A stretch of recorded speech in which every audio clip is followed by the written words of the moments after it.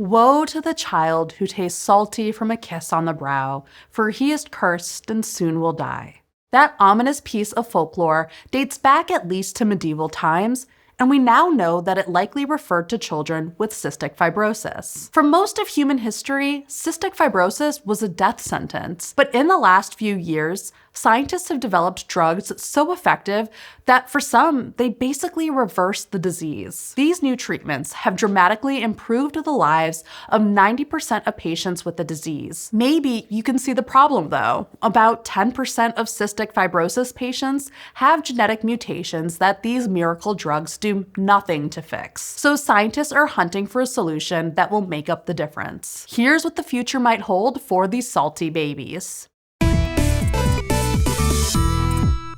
While cystic fibrosis has been around for centuries, it only got its name in the 1930s when pathologists observed fibrous cysts in pancreas samples taken from children sick with a then undefined illness. And while it was first noticed in the pancreas, cystic fibrosis causes problems pretty much everywhere in the body. The disease is caused by mutations in the gene that makes a certain protein in the outside membrane of your epithelial cells. And it's a very important protein because it controls salt and water levels in those cells. When that protein doesn't work the way it should, your cells can't hold onto the salt they need, and it just kind of leaks out. Hence the salty babies. This is very, very bad.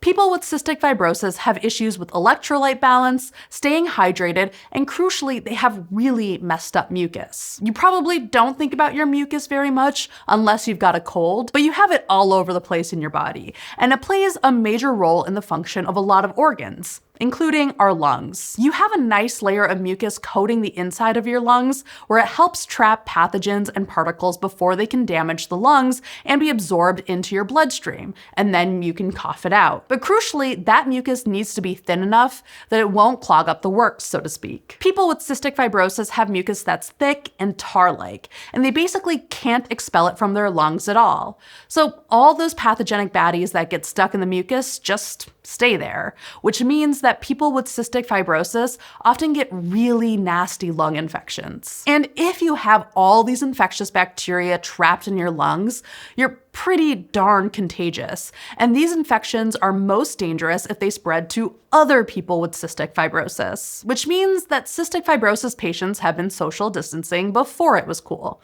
They've had to so they don't make each other sicker. Because the lungs can't clear out the excess mucus on their own, one long-term cystic fibrosis treatment is manual percussion therapy, aka pounding on the chest to try and knock this mucus loose. Every day, several times a day. But remember, you have mucus in more places than just your lungs. It's in a lot of other organs as well, including the pancreas, as we saw with those first documented cases in the 1930s. That too thick mucus blocks at the pancreas, which stops the enzymes made there from getting into your small intestine, meaning that digestion gets all messed up. So people with cystic fibrosis need to take medications with digestive enzymes to correct this. It can even cause fertility issues because, again, mucus is everywhere, including the lining of the cervix. And cystic fibrosis is caused by a mutation in just a single gene, which was identified in 1989. Scientists called it cystic fibrosis transmembrane conductance regulator gene, or CFTR for short. Even if your CFTR gene is mutated, your body still reads it out and makes the protein it encodes. It's just probably going to be a messed up version of the protein. But not all mutations affect the protein in the same way. And the way the gene is broken is just as important as the fact that it's broken, because some of these mutations result in much more severe cases of cystic fibrosis than others. Like, some mutations can make shortened, non-functional versions of the CFTR ion pump. Other mutations impact the protein stability, so it breaks down too quickly to be useful. So if it's just one problem gene, that may sound like gene editing therapies would be a simple fix, but there are at least 1,200 known mutations in CFTR that cause disease, and to effectively use gene editing, you'd basically need a custom treatment for each one. The most common mutation is F508del, which about 85% of people with cystic fibrosis in the US have. The F508del mutation causes a single amino acid to be missing from the final protein, and that causes chaos. The resulting CFTR protein is badly folded, breaks down quickly, and the few that make it to the surface are really bad at their jobs. There are a few medications that try to boost the proteins that the bodies of cystic fibrosis patients are already making. The first one's called ivacaftor, a drug that helps make existing CFTR proteins more effective at ion transport. This is great if your mutation means your ion pumps aren't super effective, but it doesn't do much for cells without enough CFTRs already on the cell surface. Ivacaftor was tailored to a mutation that about 4% of CF patients have, called G551D, where the CFTR channel is stable in where it should be, but doesn't let salt ions flow through like it's supposed to. Basically, it's like CFTR is a gate, and with the G551D mutation, the gate isn't opening. When ivacaftor binds to those damaged proteins, it acts like a key, unlocking the gate so ions can flow through. But for the F508del variant, you have to fix the ion channel and stop it from breaking down. So ivacaftor was only part of the solution. Mutated CFTR proteins break down faster because they're misfolded, and that means they often deteriorate before they even get transported to the surface. So the next step in treating cystic fibrosis was to find drugs that help mutated CFTR fold correctly. Enter tezacaftor and elexacaftor. Both of these drugs bind to F508del CFTR proteins and help fix the folding issue, meaning they're nice and stable and can be transported to the cell surface to be unlocked by ivacaftor. Tezacaftor and elexacaftor each bind to a different spot on the protein, meaning they improve the odds of each protein folding up properly and getting to the cell surface so that ivacaftor can do its job of opening the ion gate. In 2019, these three medications were approved in a combination medicine called Trikafta. And from the minute patients started taking it, the effects were profound. It starts with what people with cystic fibrosis call the purge. And in this case, it's not a day where laws stop counting. This purge has a lot more phlegm. Once a patient takes their first dose of Trikafta, they start to cough up all the thick mucus in their lungs, usually within 24 hours. Once it's out, they can just breathe. Some people have reported being able to run up hills when previously they could barely walk upstairs, and others started training for marathons. Some people with cystic fibrosis even started being able to get pregnant, since CFTR everywhere was functioning normally, including in the cervix. Lung infections have gone down too, which means people with cystic fibrosis who are on Trikafta no longer need to socially distance. In the time that it's been available on the market, this treatment has radically changed how people view cystic fibrosis. Before Trikafta, the lifespan of someone with cystic fibrosis varied, but few patients lived past their 40s. Now doctors estimate that a patient who stays on Trikafta can expect to have a normal life expectancy. Like, it's so survivable that children with cystic fibrosis also no longer automatically qualify for the Make-A-Wish program,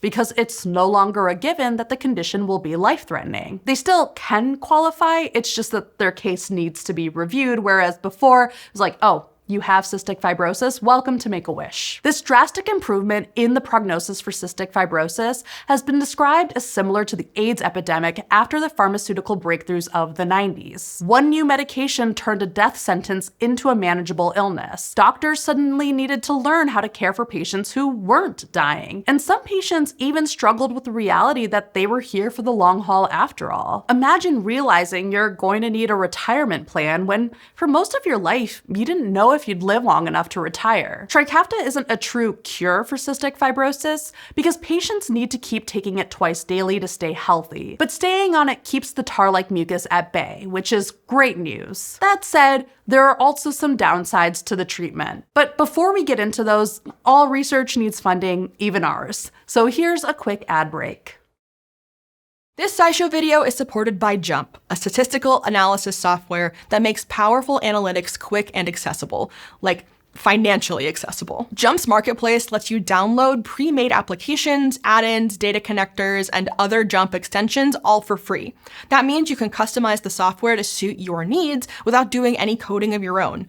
Why spend time reinventing the wheel when someone else has already built the solution you need? Of course, if you do like to dabble in your own code, you can do a ton with JUMP scripting to automate repeat analysis. And the workflow builder lets you share processes with colleagues so that you can standardize best practices and boost reproducibility. You can check it all out at jmp.com/scishow to see the benefits of visual statistics for yourself.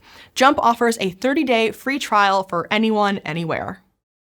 One major downside of this new medication is that some people have severe side effects, including cataracts, liver issues, and various neurological and neuropsychiatric issues like insomnia. For some patients, the side effects are bad enough that they've had to stop taking it. Another issue is the money. In the US, a year's supply of Trikafta costs over $300,000 annually before insurance, even though it costs about $6,000 to produce. That's partially because drug companies have to recoup the cost of developing the drug and getting it through clinical trials. But also, for-profit healthcare sucks when it's patients staring at their medical bills. It also means that in many lower-income nations, Trikafta is basically impossible to get. Some generic versions have been manufactured and are available at a fraction of the price. They're still $12,000, but hey, that's only 4% of the name brand sticker price. And there's still a massive demand for these medications. There are some workarounds, including developing novel ways to get more bang out of smaller doses of the drug. Scientists in South Africa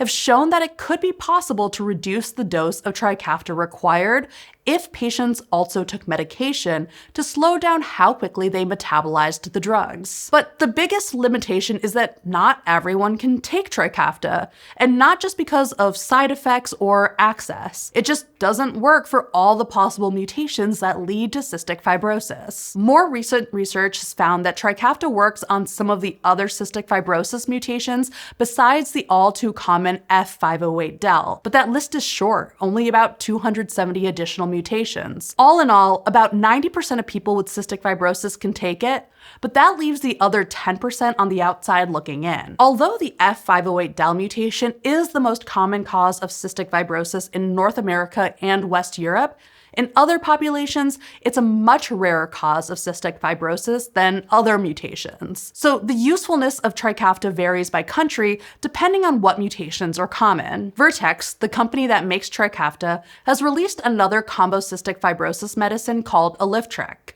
But this is taken once a day instead of every 12 hours like Trikafta. Alyftrek also primarily targets F508del mutations, but like Trikafta, it seems to help with some non-F508del mutations too, and maybe even more of them than Trikafta can hit. And aside from the clinical and medical side of things, we haven't even gotten into the social change. As more people are functionally cured, the support communities for cystic fibrosis patients are shrinking, leaving an ever smaller group of people that are still drowning in their own lungs. There's no guidebook for how to cope with the idea that most of your friends that share your disease can feel better, but you're still sick. Fixing the mutations that can't be treated with Trikafta or Alyftrek may require a totally different strategy, like the gene therapy we mentioned earlier. And in 2024, researchers were able to develop a CRISPR-based gene therapy that they tested in lab mice. These mice had a CFTR mutation, resulting in a shortened version of the protein. So the gene editing package went in and corrected the mutation so cells could make full-length CFTR. And it worked pretty well. The downside is that this strategy needs to be bespoke to the patient's particular mutation. And as we mentioned, there are more than 1,000 known, so it's not broadly applicable. But the good news is that there may be another way. Instead of editing whatever mutations are present in an existing CFTR gene, scientists have found a way to add a brand new, full-length, fully functional CFTR gene to cells. It doesn't matter if the cells make some janky CFTR proteins because they can make the right ones too. This therapy is still at the cells in a dish stage, but it could be a game changer. Other genetic tools are being developed too, with some in clinical trials. Trikafta has been revolutionary for many people with cystic fibrosis. They can now live practically normal lives. The story isn't over though, since there are still many people with cystic fibrosis for whom Trikafta isn't an option. So scientists continue to work on these problems in the hopes that someday soon, cystic fibrosis will be a thing of the past.